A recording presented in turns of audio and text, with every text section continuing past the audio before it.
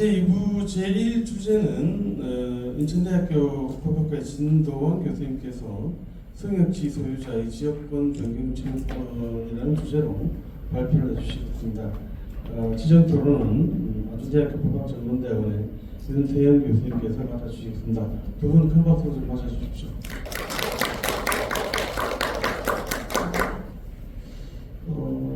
발표자께서 한 25분 내외로 발표해 주시고 토론자께서 한 5분 내로 발표해 주시고 플로어에서 궁금증들이 많으실 것 같으니까 질문 좀 받도록 하겠습니다.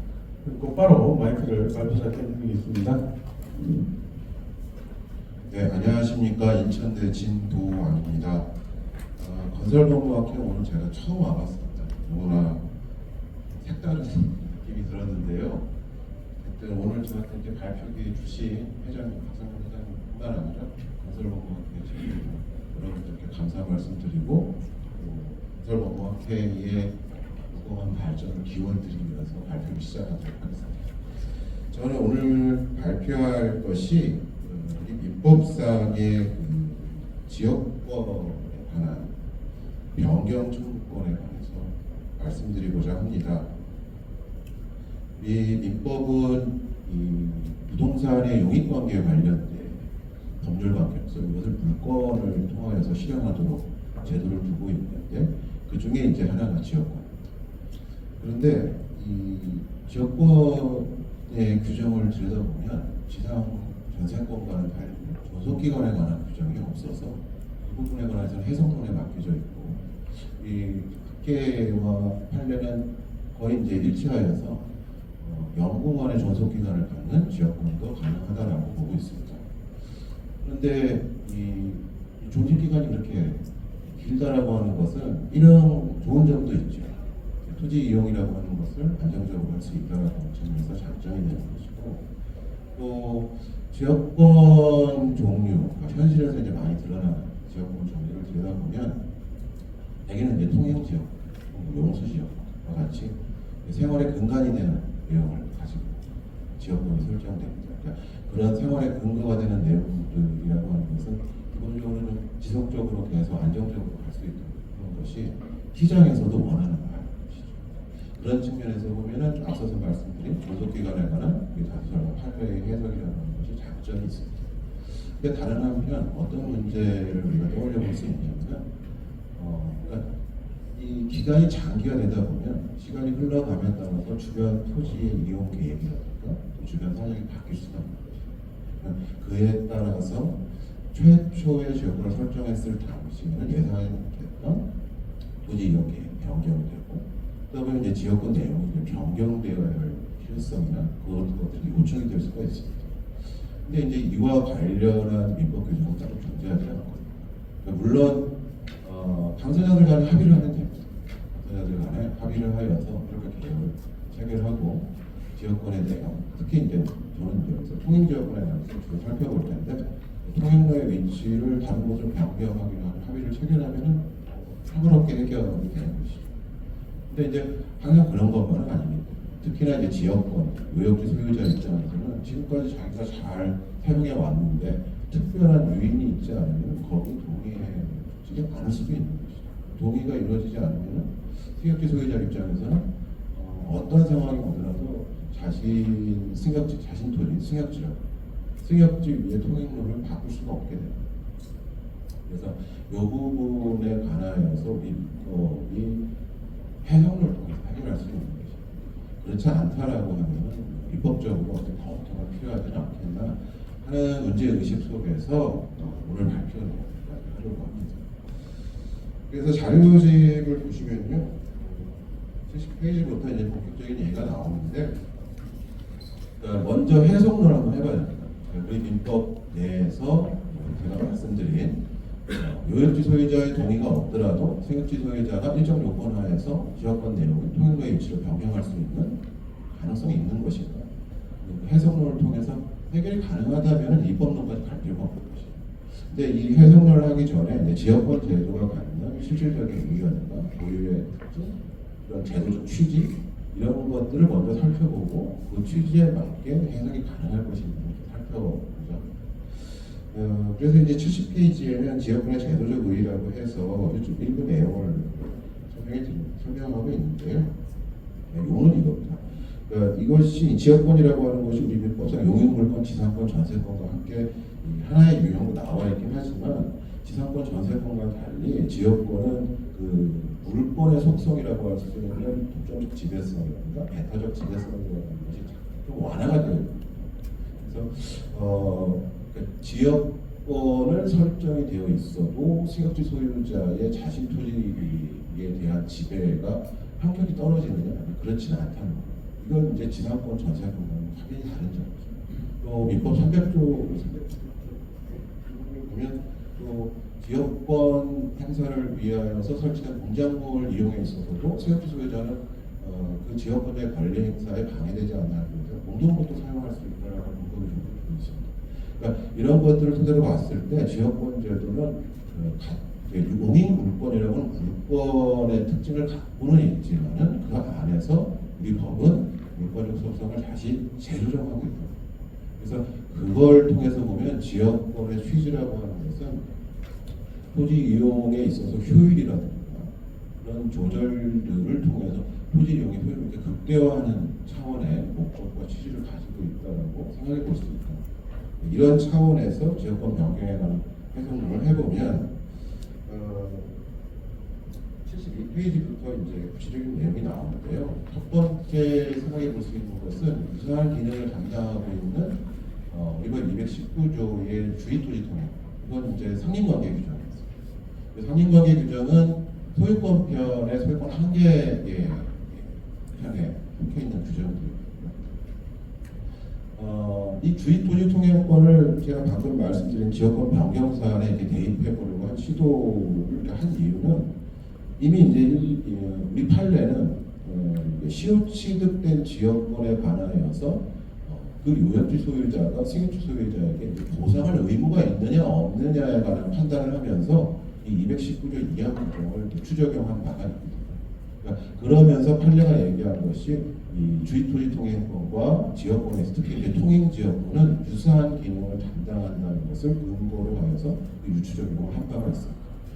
그 판례의 입장대로 양자가 서로 호환될 수 있는 제도라고 하면은 여기서 제가 말씀드린 그 지역권 변경의 문제도 주의토지 통행권의 변경을 갖다가 끌어쓸 수 있다는 것이죠. 그러면 주의토지 통행권 219조를 우리가 한번 해석할 필요가 있는데요. 이런 본문에 보시면은 공로로 이제 통할 수 없는 토지의 경우에 인접에 있는 주의 토지를 통행할 수 있도록 규정을 하고 있습니다. 그러니까 이것은 앞서 말씀드린 통행 지역권이 발생되는 계기와 비슷한 상황인 것이죠. 그런데 단서 조항에 보시면은 그런 권한이 있다 하더라도 손해가 가장 적은 장소와 방법을 선택해야 된다고 해서 제한을 두고 있습니다. 그러니까 이 말은 주변 토지를 통행할 수는 있는데 그 통행의 방법과 장소 이런 것들은 그 주의 토지 통행지 소유자의 손해가 일단은 결정적인 요인된다는 걸 알 수 있습니다. 그러니까 주의 토지 통행권도 주의 토지 소유자의 손해가 가장 적은 범위라고 하는 것이 먼저 결정이 되고 그 한도 내에서 권리가 형성이 된다는 겁니다. 그러니까 이 219조에 따라 이 취지에 따라서 보면은 주의토지 통행권이라고 하는 것이 기본적으로 이렇게 확장이 될 수 있는 것은 아니라 항상 상한선이 정해집니다. 그것은 손해라고 하는 기준입니다. 그런 취지에서 그 72페이지 하단 판례 주의토지 통행권이 변경될 수 있다라고 하는 것을 설치한 판례입니다. 이 판례에서 얘기하는 바도 비슷한 취지입니다. 그러니까 처음 주의토지 통행권이 인정됐을 때에는 그 주의토지 소유자의 손해가 최소화된다라고 해서 결정이 됐다 하더라도 그 이후에 주변 토지 상황의 변화로 인하여서 손해가 최소화되는 지점이 달라졌다면 그 부분으로 주의토지 통행권이 변경될 수 있어야 된다는 것입니다. 그러니까 요 같은 기능을 하는 지역권 변경 사례에도 요 판례가 적용될 수 있을지 없을지를 봐야 하는데 제 개인적인 생각으로는 그것은 힘들 것이다라고 하는 결론을 내렸습니다. 그 이유를 73페이지에서 두 가지 정도의 이유를 제시하면서 설명해 보았는데요. 첫 번째 이유는 상인관계 규정에 포함되는 주입토지 통행권의 제도적 취지, 아까 말씀드린 대로 주입토지 소유자의 손해 한도로 축소되는 권리라는 경향 때문에 이것은 토지 이용의 효율을 극대화하려는 취지를 갖는 지역권 제도와는 일치시키기가 어렵다는 점이 그 이유입니다. 그러니까 두 개가 모두 다 판례가 얘기한 대로 토지 이용 조절이라고 하는 유사 기능을 하고는 있지만 그 토지 이용 조절이 허용되는 기준이 서로 다르다는 거죠. 허용 기준이 다르니까 허용되는 범위도 달라질 수밖에 없습니다. 그러니까 앞에서 말씀드린 판례 법리대로 지역권 변경 사항을 적용할 수는 없게 될 것이다 라는 것을 첫 번째 이유로 삼았고요. 그 다음에 74페이지 보시면 둘째 이유를 말씀드리고 있는데 여기서도 참고해야 될 판례가 뭐냐면 주입토지 상인관계에서의 주입토지 통행권에 관하여서 손해, 아까 말씀드린 그 손해 있잖아요. 그 손해를 어떻게 판단할 것이냐에 관하여서 설치한 내용을 들여다보면은 그 손해라고 하는 것은 기본적으로 현재 시점 기준으로 판단을 해야 된다. 그러니까 내가 장래에 토지를 이렇게 이용할 계획이 있으니 여기에 맞는 통행료를 개설해야 된다고 주장할 수 있는 것은 아니라는 거예요. 그러니까 판례가 얘기한 장래 이용 상황을 고려하여서 할 수는 없다라고 했을 때 장래 이용 상황에 적용될 수 있는 자는 누구입니까? 첫 번째로는 당연히 주입토지 통행권을 주장하는 그 사람을 염두에 두고 한 말일 텐데 이것에 관한 해석은 저는 이것은 그 인접지 소유자에게도 적용돼야 되는 것이라고 봅니다. 그러니까 공로에 통하는 길이 없어서 내 땅을 이용하겠다라고 하는 인접 토지 소유자에 대해서 나는 나중에 내 토지를 이런 식으로 이용할 계획이야 라고 하는 이유로 주입토지 통행권을 거부할 수 있다라고 하면은 상인관계 규정을 준 실익이 많이 해석이 돼버리는 것이죠. 토지 이용 조절을 필요할 때 할 수 있도록 해야 되는데 자꾸 이런 장래 이용 계획을 들어서 자꾸 거부를 하다 보면 토지 이용이라는 것이 지연이 되고 심지어는 포기될 수밖에 없을 것이다. 그래서 저는 판례의 입장을 양측에 모두 적용될 수 있는 것이다라고 보고 있고요. 그렇게 보면은 역시 이런 이유 때문에 지역권 변경 사유에 지역권 변경 사안에 이와 같은 판례 입장을 그대로 적용할 수는 없을 것이다. 즉 무슨 말이냐면 승역지 소유자 입장에서 내가 장래에 내 토지를 이렇게 이용할 계획이 있는데 최초의 지역권을 설정하면서 현재 위치의 통행로를 개설했고 장래 이용 계획을 실현하기 위해서는 이 통행로를 변경시킬 필요가 있다는 그런 상황이 지역권 변경 상황인데 지금 주입토지 통행권에 대한 판례 해석론에 따르면 장래 이용 계획을 가지고 거부할 수 없다는 얘기가 되잖아요. 그래서 이러한 주입토지 통행권에 대한 판례 해석론도 역시 한계가 있다는 지역권 변경 사안에 개입하기가 힘든 한계가 있다라고 하는 것으로 일단은 결론을 내렸고요. 76페이지에 나오는 사정변경 원칙 적용 과부는 일단 이 사안이 지역권 변경 사안이라고 하는 것이 기본적으로는 시간이 흘러가면서 당사자들이 예측할 수 없는 사정 변화 때문에 뭔가를 좀 바꾸고 싶다라고 하는 것이 근간에 있어서 그럴 때 일단은 제일 먼저 떠올려 볼 수 있는 게 사정 변경의 원칙이기 때문에 일단은 그것이 적용될 수 있는 여지를 한번 살펴본 것입니다. 결론적으로 저는 이제 이 사정변경 원칙을 이런 사안에 대입을 하지 않아야 된다는 생각은 아닌데요. 다만 이 원칙의 적용 요건이 굉장히 까다롭기 때문에 이 원칙에만 지역권 변경 사항을 의존시키게 되면은 결과적으로 이 원칙의 이 엄격한 심사를 통과하려서 지역권 변경이 될 수 있는 사안은 현실에서 거의 찾기 힘들 것 같다. 그래서 결과적으로 지역권 변경이라고 하는 것에 대해서 우리 민법이 문맥을 두고 있는데 해석론으로는 합리적인 안을 만들 수가 수가 없고 그래서 입법령으로 갈 필요가 있다라고 저는 생각을 했습니다. 그래서 79페이지에 보시면 외국 입법례를 간단하게 소개를 하고 있는데요. 조사해 보니까 생각보다 꽤 많은 해외 국가들이 지역권 변경 청구권이라고 하는 것을 인정하고 있다는 것을 알게 됐습니다. 그 중에 가장 표시가 되는 것은 프랑스 민법인데요. 1804년 나폴레옹 법전 시대 때부터 지역권 변경 청구가 가능한 것으로 하는 규정을 두고 있고 이것이 오늘날에도 계속 그대로 유지되고 있습니다.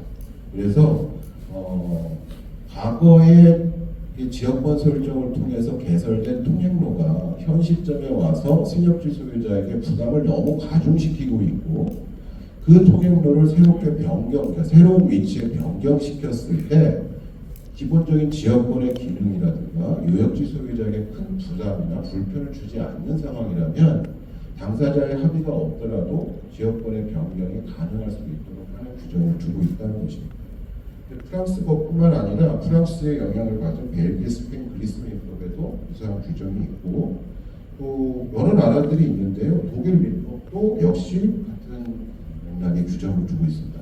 특히 이제 독일 민법은 지금 프랑스 민법 같은 경우에는 우리와 달리 지역권이 약정지역권, 법정지역권 이런 형태로 구분이 되어 있고 상린관계라고 하는 게 나와요. 우리의 상린관계는 프랑스 민법에서는 법정지역권에 예상은 되어 있습니다. 근데 이제 우리는 상린관계, 약정지역권 이런 구도로 토지 이용 조정이라고 하는 것을 이제 제도적으로 풀어나가고 있는데 독일 민법도 우리랑 비슷한 체계를 가지고 있고 그럼에도 불구하고 독일 민법은 지역권의 변경 청구권을 인정하고 있다.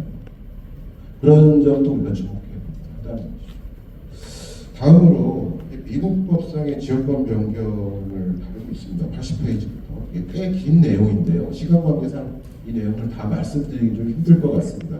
80페이지부터 거의 한 85페이지까지는 미국 여권법, 지역권법에 대한 배경이 되는 지식들을 좀 적어놨는데 이게 이제 불필요한 내용은 아닙니다. 왜냐하면 지역권 변경 청구권, 미국의 지역권 법률을 이해하려면 이 배경 지식을 알아야 되는데요. 오늘 발표 시간은 제한되어 있기 때문에 이 부분에서 따로 말씀은 안 드리겠습니다만 발표 자료집을 참조해 주시고 혹시 의문이 있으시면 이따가 질문 주시면 아는 한도 내에서 설명을 드리겠습니다. 그래서 87페이지로 바로 건너가면요. 미국도 현 시점에 와서는 지역권 변경 청구권을 인정하는 추세로 가고 있습니다. 과거에는 꽤 오랜 기간 동안 상호합의의 원칙, 즉 당사자들 간에 요역지 소유자, 승역지 소유자 간에 합의가 있지 않는 한 지역권 변경은 불가하다라고 하는 입장이 지배적이었어요. 그 이유는 당연히 토지 이용의 안정성을 위한 것이죠. 이건 요역지 소유자의 이익을 위한 것이죠. 승역지 소유자에 대한 이익은 많이 고려되지가 않았습니다. 그런데 이것이 너무나 경직된 태도로 일관되다 보니까는 현실에서는 좀 불공평한 문제도 많이 발생하게 되고 그래서 그 이후에 요 상호합의 원칙에 대한 수정 범위, 예외 범위들이 많이 발생됐습니다. 88페이지 내용이고요. 그 예외 범위라고 하는 것은 앞서서 제가 말씀드린 해외 입법례들에서 얘기한 그런 조건을 갖췄을 때는 대체적으로 그런 조건을 갖췄을 때는 승역지 소유자의 일방적인 변경 청구. 다만 이제 법원의 판단을 거쳐서 지역권 변경이 가능한 것으로 이론 구성하는 판례 법리들이 등장을 했습니다. 다만 미국 판례 법리 그리고 미국 나중에 추후에 입법례들이 나옵니다만 아까 말씀드린 대륙법계 국가들과 차이점은 반드시 이 기존 통행로가 승역지 소유자에게 부담이 가중된다라고 하는 것을 뛰어넘어서 승역지 소유자의 이익이 부합될 수 있는 것까지도 고려를 적극적으로 나옵니다. 89페이지에는 이런 미국의 판례의 흐름과는 무관하게 미국 주 중에서 루이지애나 주법 같은 경우에는 일찍이 1900년대 초반부터 지역권 변경 청구권을 인정하고 있었습니다. 이것은 루이지애나 주 같은 경우는 이제 프랑스의 지배를 좀 많이 받았고 그래서 프랑스 민법에 영향을 많이 받았거든요. 그래서 루이지애나 주만큼은 오래전부터 대부분의 주에서 따라왔던 상호합의 원칙을 벗어나서 승역지 소유자의 일반적인 변경 청구권이 인정되어 왔다라고 하는 것을 말씀드립니다. 그러다가 이제 90페이지에 보시면 물권법 제3차 리스테이먼트에서 본격적으로 판례들을 조정하면서 하나의 대안을 제시하게 되었는데, 여기서부터는 이제 승역지 소유자의 지역권 변경 청구권이 원칙적으로 가능한 것으로 구성을 하게 되었습니다. 그리고 91페이지 보시면은 가장 최근입니다. 2020년에 UERA라고요. 모델법을 통일법위원회에서 성안화해서 공포하게 됩니다. 여기서도 마찬가지입니다. 여기 91페이지 하단에 그 요건들이 7개 정도 나오죠. 이 요건을 갖췄을 때 지역권 변경 청구가 가능하다라고 제시를 하고 있는 그런 상태에 이르게 됐습니다. 자, 92페이지의 결론입니다.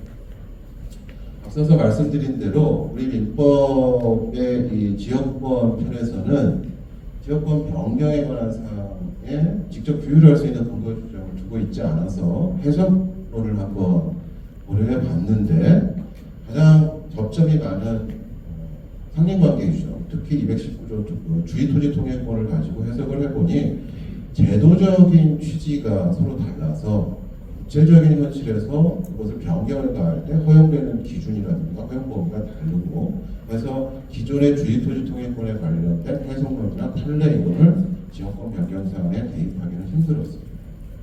그러면 이제 입법적으로 검토를 해볼 필요가 있는데, 가장 최근에 여러 대륙법 개정과도 있습니다만 가장 최근에 미국의 입법 동향을 살펴보면은 이런 것들을 우리 입법론에 검토해 볼 필요가 있을 텐데, 지금 방금 보다시피 UERA 같은 경우에는 너무나 구체적으로 상세화시키고 있습니다. 그것은 이제 우리 입법 기술 방식하고 좀 어색한 면이 있기 때문에 꼭 그 7개의 요건을 다 갖출 필요는 없을 것 같고요. 그 중에서 저는 그러니까 기존의 통행로가 승역지 소유자에게 부담을 너무나 형격히 가중시키고, 혹은 승역지 소유자의 토지 이용 개발 계획에 너무나 큰 걸림돌이 돼서 이익 창출에 좀 방해가 된다. 그래서 새롭게 변경되는 것이 기존 통행로를 통해 지역권을 행사할 때보다 특별히 불이익을 요역지 소유자에게 주지 않는다. 동일한 지역권 기능을 행사할 수 있도록 한다든가 할 때에는 지역권 변경이 법원의 판단을 거쳐서 승인받을 수 있는 지역권 변경 청구권 제도를 도입하는 것이 토지 이용 조절이라고 하는 측면에서 봤을 때도 타당한 결론이 되지 않겠는가 하는 생각을 합니다. 그 외에 기타적으로 뭐 생각해 봐야 될 것들, 뭐 예를 들어서 지역권 존속 기간이 몇 년이나 지금 흘려가는 것인지, 혹은 지역권 존속 기간이 어느 정도로 설정되어 있는지, 이런 것들은 법원이 기타 사항으로 참작을 하는 식으로 하여서 좀 재량의 여지를 좀 남겨놓는 것도 괜찮다는 생각이 듭니다. 이상 좀 시간 압박 때문에 많은 것을 좀 생략하고 설명을 드렸는데요. 질문이 있으시면 질문 주시면 고맙겠습니다. 감사합니다. 네, 정답 부탁드립니다. 사실 그 지역권 관련돼서는 국내에서 논의가 별로 많지 않은 그런 내용인 것 같습니다. 그리고 지역권을 실제로 설정해가지고 더 끝까지 이루어지는 경우도 실제로 법무사라고 이런분들한테 물어보면 국내에서 그런 사례도 거의 없습니다. 그러다 보니까 관련 논의가 아주 척수했던 것은 사실인 것 같고요. 반면에 유럽이라든지 또는 뭐 영미 쪽에서는, 특히 미국이나 이런 쪽에서는 지역권과 관련해서 상당히 활발한 논의들이 있는데, 그런 논의들 과정의 일부를 우리한테 좀 소개를 잘 해주시는 것 같습니다. 지정토론자 지정토론 이후에 여러 가지 궁금증이 되신 분들은 질문을 해주시기 바랍니다. 그럼 곧바로 마이크를 지정토론 맡으신 아주대학교 윤태영 교수님께 드리겠습니다.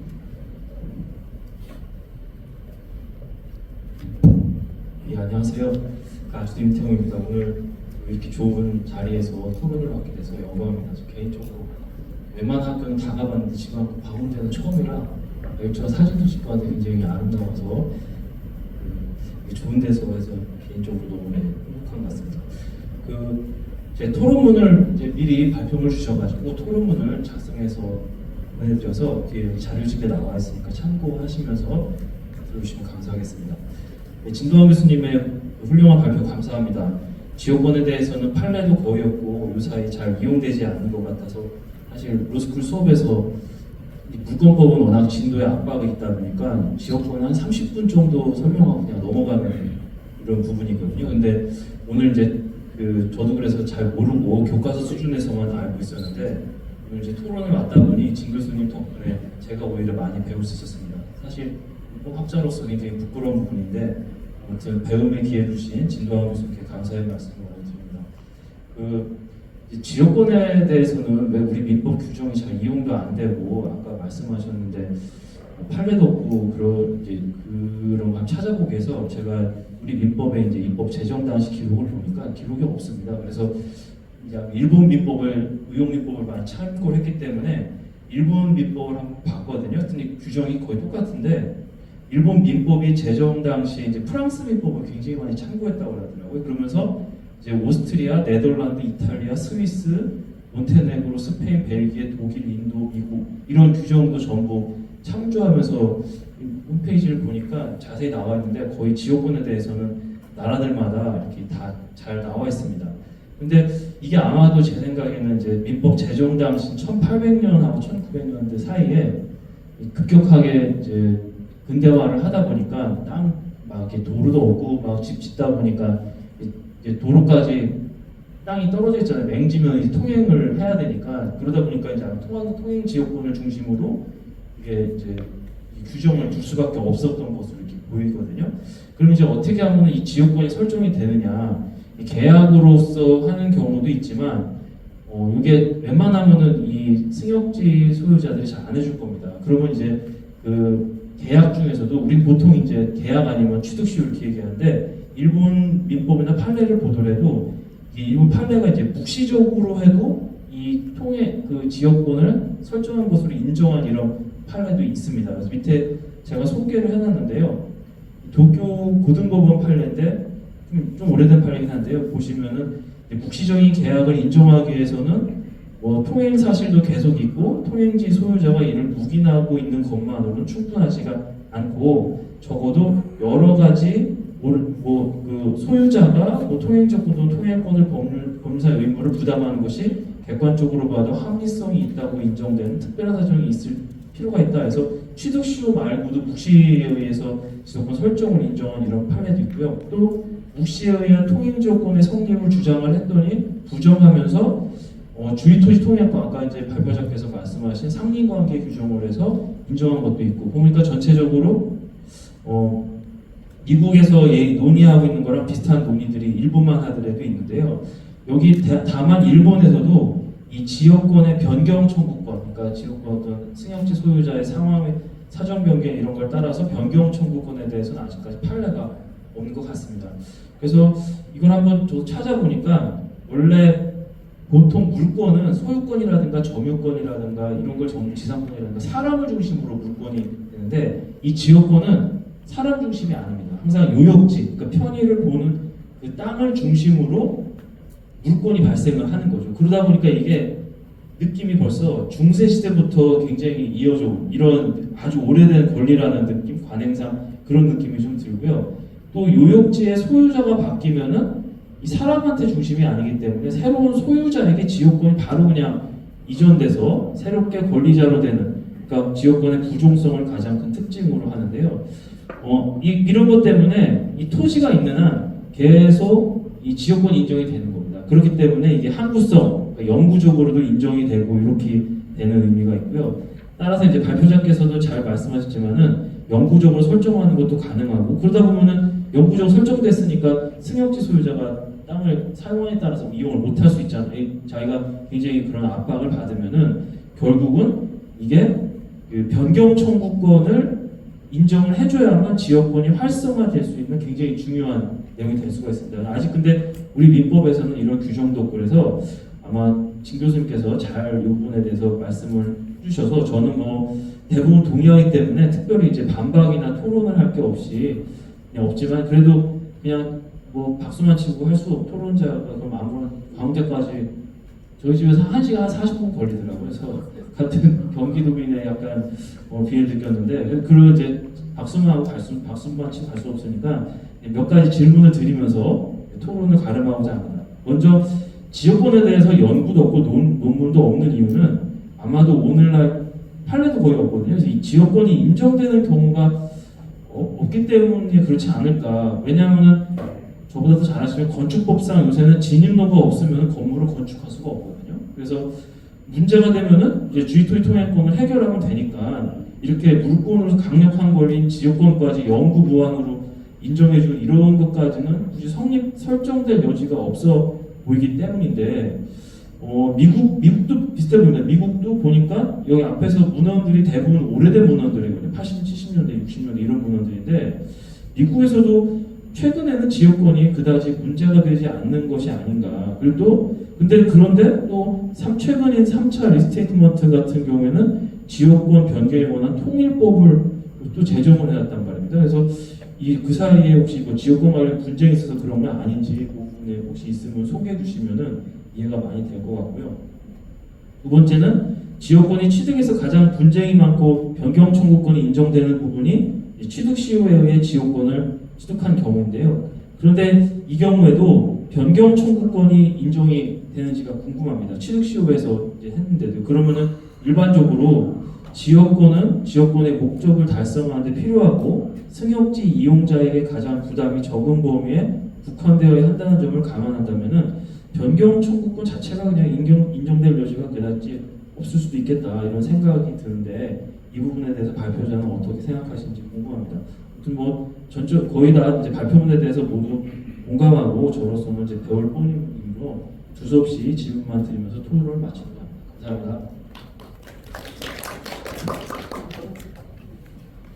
예, 처음 맡아주신 이태영 교수님께 감사한 말씀 전하면서 답변을 드리도록 하겠습니다.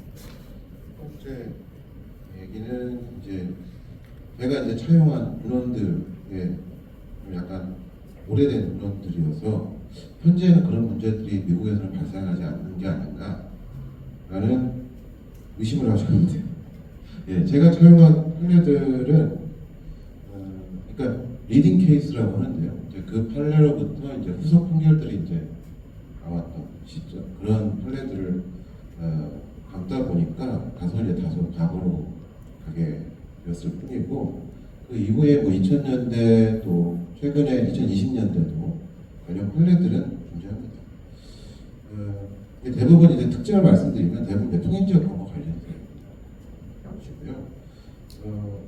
또 UERA 같은 경우에 그런 것들이 왜 제정되었나 이건 이제 다 아시겠습니다만 이게 모델법이에요. 그렇죠? 이 자체가 어떤 법적 구성력을 갖는 것은 아니고 미국 같은 경우에는 이 사법 분야 같은 경우는 각 주가 독립적으로 관할 권이 있는 것이어서 특히 지역권도 마찬가지인데 관련 법리들이 주별로 좀 차이들이 있는 것이거든요.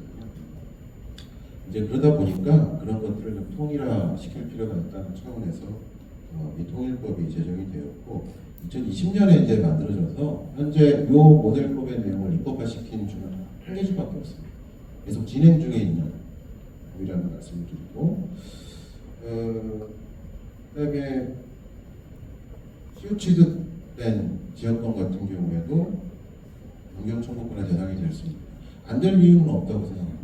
저는 개인적으로 그렇게 생각을 하고 있고 또 이제 발표문 내용 중에 보면은 이제 루이지애나주 입법을 소개하면서 그 입법 내용이 이제 판례의 판단 대상이 되었을 때 그때의 이제 법관이 한 말 중에는 그러니까 그 지역권 변경이라고 하는 것도 결국은 토지 이용을 다시 한번 재조정하는 취지의 제도인 것이어서 그것이 최초에 어떻게 취득되었는지는 불문한다고 되어 있습니다. 그러니까 그것이 최초 약정에 의해서 취득된 지역권이든 시효 취득에 의해서 취득된 지역권이든 그것은 불문하고 현재 시점, 과거가 말고 과거에는 어땠는지 상관없이 현재의 토지 이용 상태, 주변 상황 그리고 당사자의 토지 이용 계획 이런 것들을 모두 종합적으로 고려했을 때 현재의 통행지역권의 내용이 다소 한쪽의 부담이 커지고 다른 쪽엔 이익을 방해하는 이런 상황보다는 변경된 지역권이 양측을 모두 다 만족시켜주는 곳이 있다면 그쪽으로 변경하지 못할 이유가 없다. 그것이 전체적으로 봤을 때 토지 이용 관계에서도 사회 전체 부를 향상시키는 데 기여할 수 있는 것이다. 그래서 그런 차원의 답변을 말씀드리겠습니다. 또 아까 말씀 주셨는데요. 저도 거기에 동의하고 오늘 이 발표 내용을 소재 삼아서 연구한 이유도 거기에 있습니다. 실제로 우리나라 같은 경우에는 지역권을 활용한 예가 별로 없습니다. 그것은 아마도 승역지 소유자 입장에서는 이 지역권이라고 하는 물건에 갇히게 되면 내 토지, 향후에 내 토지를 내가 어떻게 이용할지 현 시점에서는 모르겠지만 앞으로 나의 토지 이용 가능성이 현격히 떨어질 수밖에 없는 지역권 설정에 동의하지 않겠죠. 근데 거기에 만약 지역권 변경 청구권이라고 하는 것이 제도적으로 도입이 되면 지역권의 활용례는 지금보다 더 많이 늘어날 수가 있습니다. 그런데 이제 지역권 자체가 현실에서 그렇게 많이 활용이 되지 않는다고 해서 이 제도를 없앨 수가 없습니다. 아까 초반에도 말씀드렸다시피 우리의 용익물권 제도 중에서 지상권, 전세권과 달리 지역권만이 갖는 고유의 가치가 있습니다. 그러니까 그것을 살려서 토지 이용 관계, 토지 이용 조절, 사적 조절 이런 것들을 더 편하게 해결할 수 있도록 할 수 있으려면 지역권 변경 제도라는 것이 도입될 필요가 있다고 생각합니다. 예, 좋은 발표로 좋은 토론 감사드립니다. 혹시 프로에 계신 분들 중에서 오늘 첫 주제 발표 관련돼서 질문이나 또 처음 하시는 내용이 있으시면 기타 하나씩 말씀해 주십시오. 질문 없으십니까? 처음 연설본무대학원 계신 분들이라서 연설 관련돼서 여러 가지 걱정이 있으실 것 같은데 사실 말은 우리가 이 지역번호 직접 연결을 안 시켜서 그렇지 용적률 제한이라든지 이런 것들도 어떻게 보면 지역번호하고 직접적인 관련이 있을 수가 있습니다. 특히 영미 쪽에서는 이 여권이라고 해서 지역권 말고 인여권도 이렇게 인정하고 있습니다. 우리는 인여권 인정을 하고 있다고 얘기하는데 우리 민법 302조에서 이야기하는 특수지역권 같은 경우는 이제 그게 인여권이다 이렇게 이야기를 하게 됩니다. 쉽게 이야기해서 앞집 이 거주자하고 뒷집 거주자 사이에서 자 우리 앞으로 100년간 건축을 디지털 고도를 더 높이는 정축하지 말자 이런 것도 여권에 있을 정도의 하나의 방식인데 이게 유럽이라든지 영미에서는 일반화되어 있는 그런 내용들입니다. 근데 우리는 뭐 지금 국가 차원에서 이렇게 용적률 제한하고 고도 제한하고 이런 부분들이 있는데 일종의 그런 것들이 전부 여권의 측면에서 이해될 수가 있다는 것이죠. 심지어 여러분들 다 아시겠습니다만은 대한항공에서 LA에서 제일 높은 빌딩 짓지 않습니까? 그때 사실은 그 정도 높이를 지을 수 있는 그거는 허락이 안 되는 거거든요. 그런데 그 주변에 인근 지역에 있는 다른 건물들로부터 쉽게 말해서 용적률 사가지고 이렇게 거기서 이렇게 올라갈 수 있었고, 그럼 그 주변에 있는 용적률을 팔아버린 건물들은 토지들은 더 이상 높이를 더 상향할 수 없는 뭐 이런 것들이 있다는 것이죠. 그러니까 이런 부분들은 사실 우리나라에서도 말은 안 해서 그렇지 얼마든지 이렇게 논의가 열릴 수 있는 이야기고 토론의 대상이 될 수 있는 그런 내용이 아닐까 이런 생각입니다. 오늘 뭐 진도환 교수님께서 좋은 어떤 인사이트를 이렇게 주시는 것 같고 향후에 이 주제에 대해서 많은 어떤 논의가 이루어지기를 바라겠습니다. 특별 질문 있으시면 말씀해 주시죠. 제가 잘 몰라서 그런데 지역권이 국토 계획 이용에 관한 법률에서 보면은 국토 계획 이용에 관한 법률 갑자기 내 땅이 이제 주차장으로 바뀌어졌어요. 이런 경우에 이 지역권 갖고 다툴 수 있는 것입니다. 국가에서 갑자기 내 땅이 아니라 공용 주차장으로서 주차장 수지로 변경하는 거예요.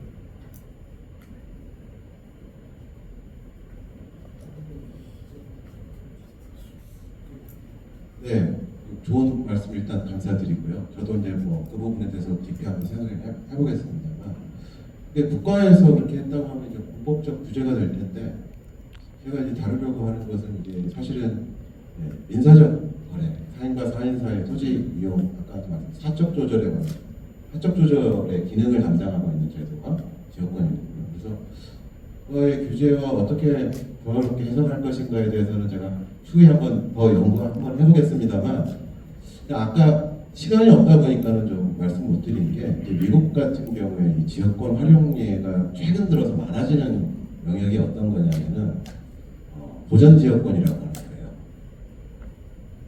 그러니까 그 말씀하신 어떤 국가의 규제의 얘기를 하다 보니까 제가 떠올라서 말씀을 참고 삼아서 말씀을 드리는데요. 그러니까 지금은 주차장으로 만들어도 이렇게 말씀하시지만, 우리도 이 사인의 땅을 국가 규제에 의해서 강제적으로 개발 못하게 한다든가 그런 제도들이 있죠. 그린벨트라든가 이런 거 있잖아요. 그게 다 이제 환경보전 차원에서 하는 거지 않습니까? 그런데 미국도 물론 그런 공법적 규제가 있죠. 근데 공법적 규제라고 하는 것은 사인의 재산권, 헌법상 이제 기본권인 재산권 침해와 항상 긴장관계에 있거든요.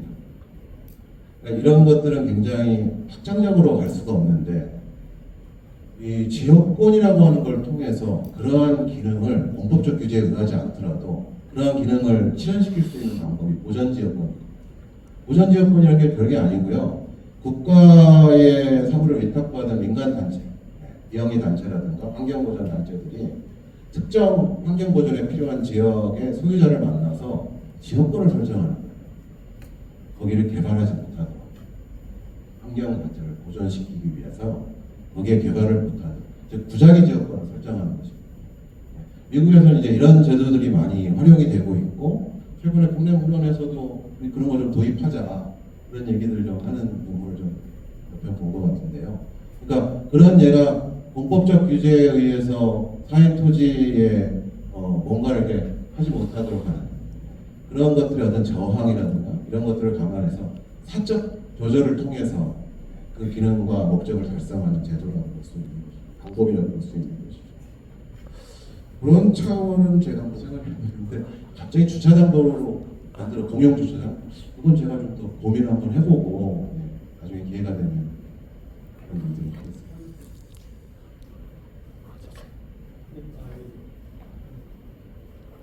잘 모르는 분야라서 모르는 거죠. 마치 그 스미트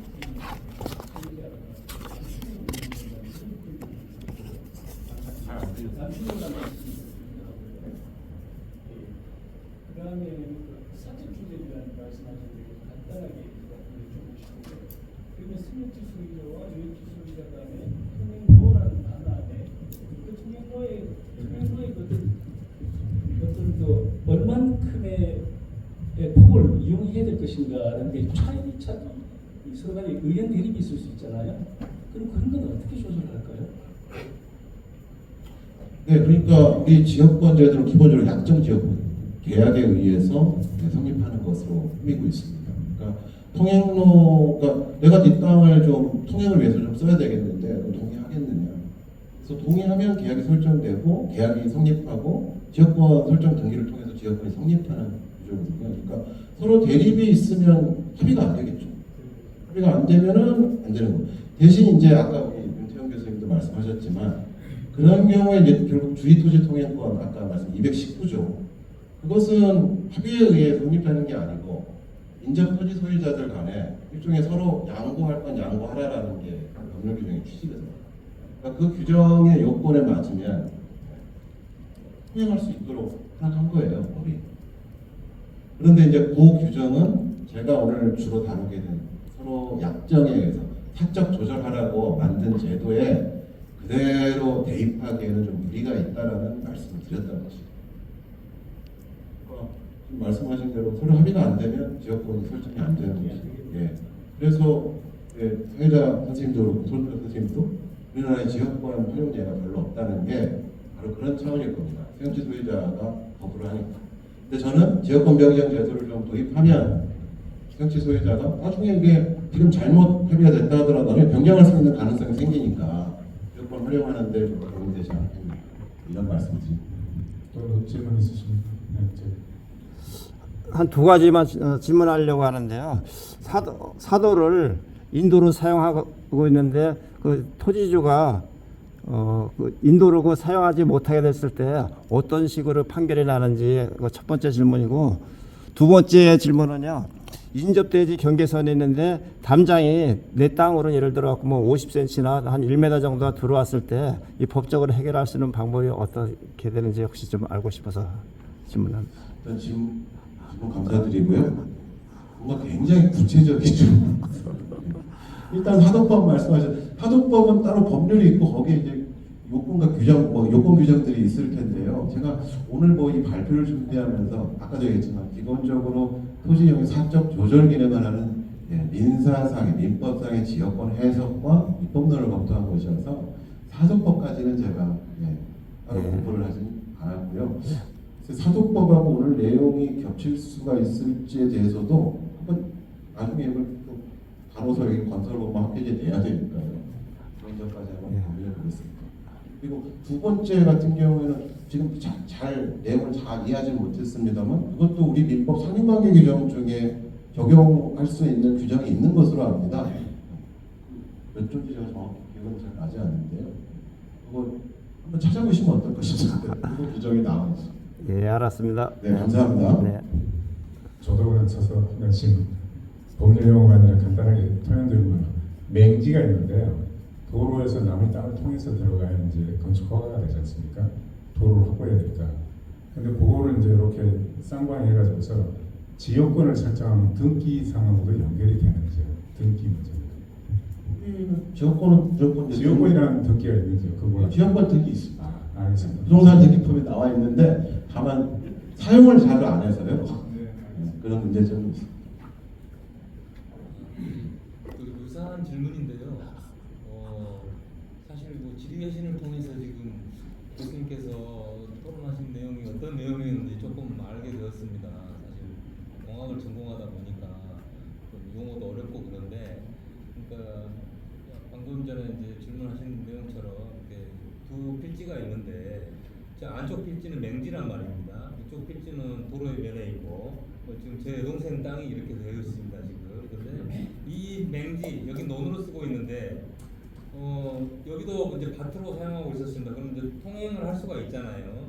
근데 만약에 이게 건축 행위를 하게 돼서 용적률 관련해서 배치 관련해서 건물이 이쪽으로 이렇게 들어오게 되면 이제 도저히 이 맹지로 갈 통로가 없다. 나중에 그렇게 되면은 뭐 지역권 설정 등기도 안 되어 있고, 그리고 뭐 인허가 해서 뭐 준공해서 앞집을 살고 있게 되고, 그럼 뒤쪽 맹지는 안 그래도 맹지에 그 가치가 없었는데 더 이제 뭐 여기 이 땅은 생각하기도 싫을 거란 말입니다. 이 논만 생각하면 이 주인은. 이런 경우에 어떤 인허가 단계에서 건축법에서나 뭐 관공서에서 이 뭐 땅에 대한 용도에 대한 활용을 변경할 경우에는 뭔가 그 규제라든가 지침 이런 그 제한을 좀 주면 좀 좋지 않겠는가. 민법이나 뭐 사도법이나 여러 가지 상위법에서 뭐 말씀하신 그런 내용들이 있겠지만 이제 앞으로도 고민하고 좀 해결해야 될 것들이 많이 있을 거라고 보지만은 실제적으로 이제 그런 상태에서 도로에 면한 이것이 변경이 되려고 할 때 뭐 자연재해는 또 할 수 없는 거지만은 유실된다든가 뭐 산사태라든가 그런 그 건축법이나 그런 허가 단계에서 그런 토지용 계획 그 확인을 해도 옆에도 좀 이제 맹지와의 뭐 협의를 거쳐서 뭐 지역 통행 이런 것들 문제 없게끔 그런 행위를 할 거 이런 걸 좀 만들면 되지 않을까 그런 생각도 듭니다. 네, 좋은 말씀이십니다. 그러니까 뭐 사법과 공법 뭐 다른 개념적으로 과학적으로도 분리되어 있지만 그런 사안에 대해서 서로 협조 관계가 될 수 있도록 서로가 서로를 이렇게 이렇게 참조하고 뭐 그렇게 할 수 있도록 법 개정을 하면 좋겠죠. 네. 감사합니다. 좋은 코멘트입니다.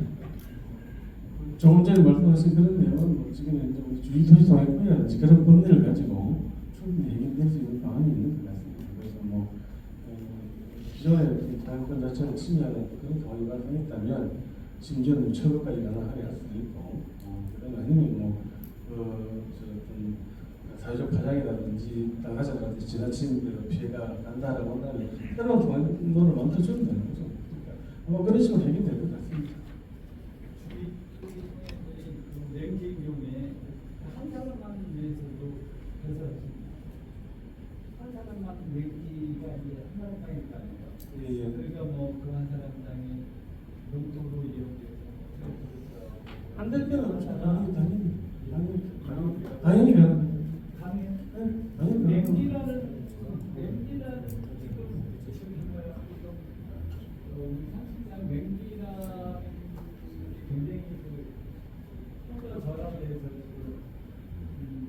얘기인데 그래도 소외권이라는 소외권 무력되면 뭐 그거는 뭐 성인관계에서 당연히 소외권 제한으로서 나와 있는 거고 맹지라 하더라도 소외권 확장이라는 측면에서 주의소의 소외권은 보장이 돼야죠. 실제로 다니는 게 맹지라도 토지 이용하는 데는 지장이 없나요? 물론 이제 건축법상에 만약에 도로가 없으면 안 나오는 건 물론 법적으로 안 나오지만 실제 맹지를 다니면서 이용하는 데는 좀 그러니까 그 주의소지 통행권이라는 게 가장 최소한의 것으로 통행만 할 수 있게 하는 것이기 때문에 그렇기 때문에 사실은 그렇죠. 뭐 예를 들어서 맹지에 내가 산소가 있는데 내 산소를 가기 위해서는 트럭 정도가 다니는 길이 필요해. 이런 건 안 된다는 거고요. 맹지가 예를 들면 큰 농토여서 트랙터를 이용해서 평상시에 공장 짓고 있다. 대개는 그런 상황 같으면 기존에 이 토지 상호관은 소유자 상호관에서 뭔가 이렇게 그 용인을 해가지고 사용하려고 했다든지 할 것이고. 그렇게 없는 비슷한 뭐. 근데 말씀하신 대로 갑자기 맹지가 뚝 생기고 그 농토가 있었는데 대단히 농토가 있는데 맹지고 밑에 다른 토지가 있는데 이용조절 관계 전혀 없다. 대한민국 그런 땅이 몇 개나 될지 모르겠어요. 맞습니까? 그런데 그렇다고 한다면 그때는 지게 들고 가야죠. 네, 지게 들고 비석 들고 뭐 예를 들어서 꽃갱이 들고 뭐 가는 수밖에 없죠.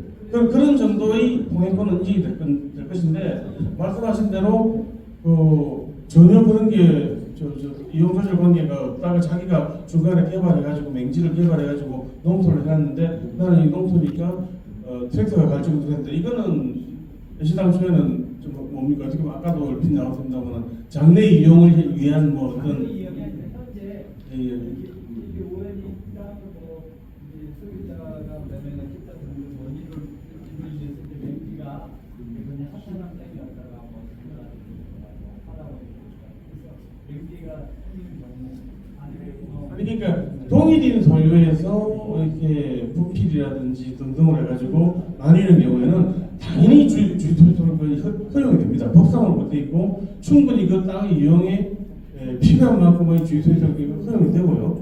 그다음에 말씀하신 대로 기존에는 맹지에서 별로 이용을 안 하다가 대표적으로 우리 판례 중에서도 뭐냐면 산소를 이렇게 이용을 하다 보니까 기존에는 그 맹지였는데 산소가 몇 개 더 늘어나니까 이게 아무래도 저상식도 더 많이 들고 가야 되지 않겠습니까?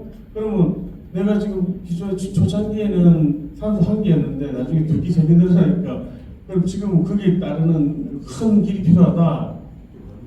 라는 어떤 그런 비싼 사안이 문제된 사안에서 처음에 설정된 게 그 정도면 일단은 당분간은 지게 지금 좀 올라가라라고 하는 그런 비싼 판례도 있습니다. 맹지가 넓어서 맹지가 누구한테 얘기하는 이용을 몇십년 했다. 이게 이제 그런 경우는 통행지역권을 시효를 취득한다든지 등등 이런 식으로 여러 가지 해결 방안이 있지 않을까 생각해 봅니다만은 묵시적으로 그 이용관계를 허용했다든지 그러니까 사용대차 관계가 성립됐다든지 통행지역권이 시효가 취득됐다든지 주의토지통행권 자체가 이렇게 인정되는 경우라든지 하여튼 지금 말씀하신 그게 당연히 모든 맹지에는 다 지금 이런 식으로 일률적으로 이렇게 된다 이렇게 할 상황은 아닌 것 같고요. 주어진 상황 자체를 좀 더 면밀히 봐야 돼요.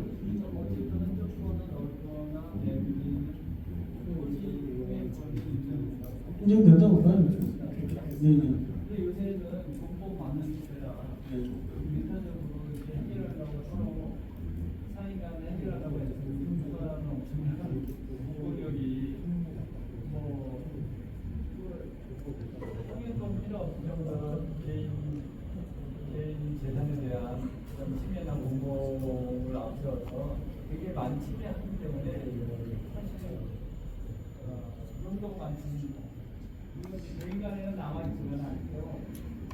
이거는 이제 필요 공부를 앞세워서 정리를 하면서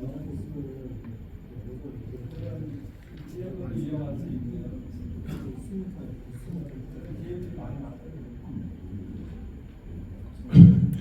국가가 그 행정위하면서 그렇게 마구잡이로 그 사인재산 침해하면 그 당연히 보상 절차가든지 배상 절차가 가는 게 당연한 것 같고, 말씀하신 대로 그런 경우들은 기존의 어떤 그 사사건자가 그런 이 사용관계 자체를 갖다가 마치 그 사용대상 법리에 의해서 용인했을 때 그때 이제 그 주변 그 주민들이나 이런 사람들이 관할청에다가 또뭐 관청에다 이야기해서 야 우리 이렇게 사용하고 있으니까 길도 닦아주고 뭐 해줘 뭐 이런 관계에서 부과되는 문제가 아닐까 싶습니다. 근데 뭐 그런 부분 관련해서는 이미 그 사법상으로 법리가 좀 정립돼 있어서 사례도 많이 적용되고 있습니다. 그런 부분도 말씀드리겠습니다.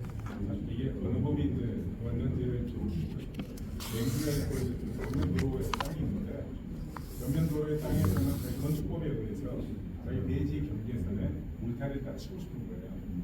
그런데 그게 울타리 위치가 맹지로 들어가는 통로였습니다. 지게라도 들어갔습니다. 그런데 그걸 건축법에서 대지 경계선에 딱 해가지고 울타리 치겠다 그러면 그 통로가 없어져 버리는 상황이 되는데 그럼 아까 말씀드린 지역권이 우선해서 통로에 들어가서 장치가 됩니다. 들어갈 수 있는 통로 확보시켜놔야 되잖아요. 아니면 허가받았으면 울타리 칠 거야 하는 게 어떤 게 우선인지 그렇죠. 그러니까 지역권 말고 주의토지 통행권 말씀하시죠. 그러니까 통로를 맹지로 들어가는 거를 원래 있었던 것들이 이제 통로에 있었다는 거죠. 근데 그거를 이제 앞에 도로에서는 앞에 대지에서는 내 대지를 다 찾아보겠어. 울타리 치겠어 하면 통로가 없어져버립니다. 맹지로 하더라도 원이 우선하네요. 그 통행이 필요한 자에게 선조를 인정해 주는 권리가 주의토지 통행권이기 때문에 주의토지 통행권을 주장하면 그쪽에서는 통행을 하는 것을 수인해야 되는 거예요.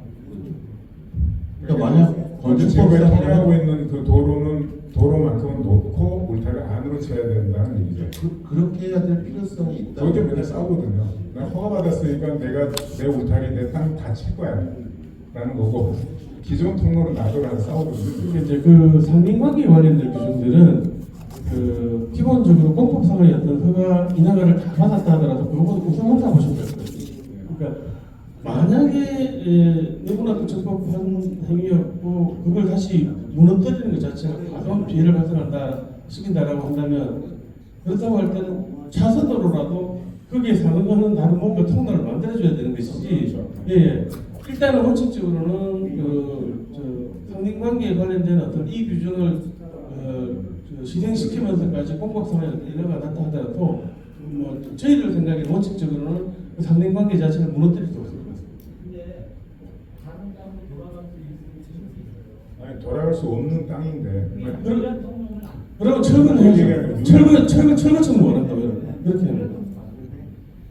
통로가 두 군데 있다면 이거 끊어버려도 된다는 거예요. 그러니까 다른 이게 차선으로 예를 들어서 그걸 그렇게 했을 때 소유권자한테 지나친 뭐 피해가 온다든지 그럴 때는 그 다른 옆으로라도 길을 내줘야 될 그런 의무가 있지만 만약에 말씀하신 대로 오갈등이 전혀 없는데 기존에 그걸 막아버렸다가 주의소지 소유권자 철거처럼 볼 수 있죠.